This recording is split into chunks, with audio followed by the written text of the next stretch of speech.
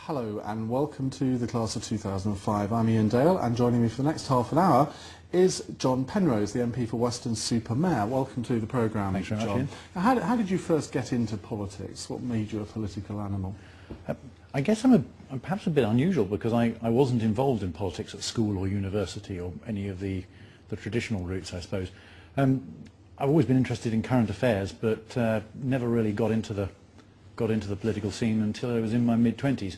And I think from memory what happened was that I was ranting about something which had really irritated me on that day's news in the pub with my friends one evening. And they sort of rounded on me and said, right, look, for God's sake, either shut up or do something about it.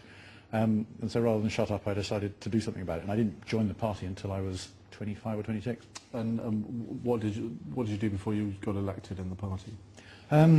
I was living in the East End of London, so I joined Leighton Conservative Association, which was a worthy cause. A fine organisation. I'll hear nothing heard against it. I was in Walthamstow. Oh right, yes, well, there you are. So you'll know. I was treasurer of that and did various bits and pieces, including standing in a very safe Labour seat, although most of the ones around me were very safe Labour seats. I remember going to a count in Waltham Forest local authority elections at the local county hall there, which is this horrible grey Stalinist building. It's horrible. It's a vile place. It ought to be in downtown Bucharest, I think.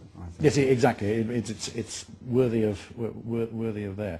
So did a bit of that there and actually really enjoyed it. I mean, we were never going to do terribly well. This was in, I guess, the mid 90s. Yeah. We were never going to do terribly well in the East End of London at that stage.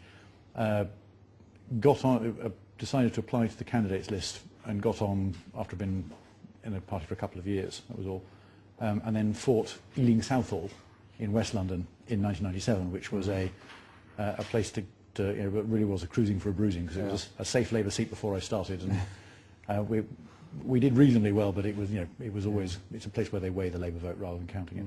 So, but learned a lot there, really enjoyed it, had tremendous fun doing the campaign, and even, I'm sure you've got this experience yourself. It doesn't matter what seat you're fighting. If you are completely into a campaign, you get afflicted by candidate-itis, and at some point you will work out some mathematically possible scenario where you might just win the seat. And at some point for 10 minutes in the middle of that campaign, I was convinced I was going to win Ealing Southall, just because you do. Yeah. Did that, and then was a few years later selected for Weston-super-Mare, which I fought in 2001. Right. I think it was the 20th most winnable or something like that on our list, and everyone was saying, oh, don't worry, even on a bad night we'll get 40 seats. And of course we got just one. And we went against the trend. We took votes from an incumbent Liberal Democrat, a first-term Liberal Democrat, on a night when they increased their share of the vote, and it was pretty awful for the Conservatives, as I'm sure you remember. So we all had a collective rush of blood to the head, and they reselected me fairly rapidly after that.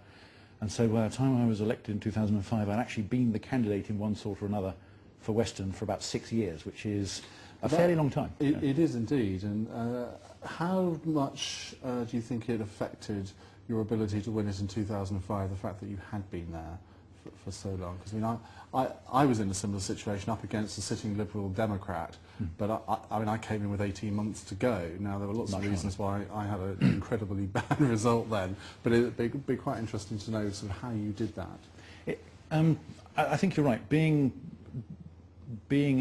someone who sticks around and fights it twice is in fact what the Liberal Democrats have been doing to us for many, many years. Yeah. And it does work.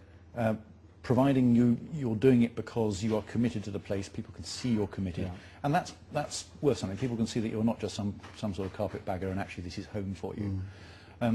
And also that you then start to pick up on some genuinely local issues. So you don't go on about the NHS, you go on about your local hospital. Yeah. You don't go on about education, you go on about your local schools, and you actually do something about them. And if you're there for a couple of years, you've got the chance to get involved in some non-political local community organisations, which mean that when you stand up and say, I really care about X, well, what's he done? Oh, well, he's been, in my case, governor of the local FE college. Or if I really care about Y, well, what else? Well, I ran a thing called the Cleaner Western campaign, which I launched and is still running now, to do with a problem we've got with drug rehabilitation centres in Western-super-Mare. Yeah. You got the chance to set up a track record, even if you're not the incumbent MP or anything like it. And that, again, just gives you a bit of something to show that you're serious and that you could actually do things if you got those two initials after your name after the election. And when you went into the count on election night in 2005, were you confident that you had won? Well, that's the other facet of candidate-itis, which is you know you've got it, and so you never dare trust your own judgment. And by 2 a.m. on the morning of the count, you're so exhausted. So I remember after polls had closed, I went home for supper and to get freshened up, and I sat in the kitchen with my wife, and we had a load of friends around who'd been helping all day, bless them, and they were all next door, and it was just the two of us. And she said to me, "Do you think you won?" I said, "Yeah, I do, but I can't be sure because UKIP could have come along and ruined it." We knew there was a swing. We only needed 338 votes to overcome the majority, but we didn't know how much. And you never quite trust your judgment at that stage in the campaign anyway. So I was hopeful, but it's never a banker. And how did you earn your living during that time? Because it's well known that it costs a lot of money to be a candidate nowadays, which people out there don't often appreciate. Why should they in some ways? But what was your sort of career path leading up to 2005? And actually, to that point, an awful lot of people assume that you're being paid by the party. Absolutely. And I get people saying, so how much MPs get a lot of money, how much do you get paid? And I say, well, nothing. And they were surprised by that. Left university and went and worked on a trading floor in the city for a couple of years, largely because I couldn't think of what else to do, and it seemed like fun, and I couldn't drink all my salary, no matter how hard I tried. Then went to the States and did an MBA at Columbia University in New York.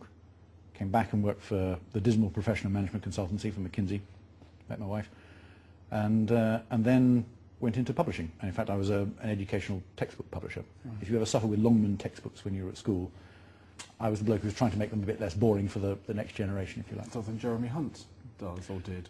Similar. I don't think he's quite in education, but yes, right. he's a publisher too. Yeah. Okay, well, what was it like going into the House of Commons for the first time? I mean, you hadn't worked there, so presumably the novelty value was higher for you than someone who had sort of done the usual sort of central office work for an MP special advisor. Yeah, and there's a real. It's very interesting looking at the different backgrounds of people when they came in. We were all sitting there in the sort of briefing room. The whips got us all together. Did a very good introductory series of sessions, but you could really tell. Some people knew their way around because they'd been researchers, and the rest of us just didn't. So, I mean, we were asking questions about, where's the toilets? Where do I go to get food? This sort of stuff. They all knew that, and there was also another interesting distinction between people who had taken over from an incumbent constituency Tory MP, many of whom therefore had that MP's former staff in place, and those of us who didn't. And those who had staff in place, the letters start coming on day one. And if you haven't got staff in place, you've got to start hiring them on day two. And if you're hiring anybody who's any good, it's probably going to take 6 weeks before they arrive. So, for the first 2 months, I answered every single letter myself. And it's great training.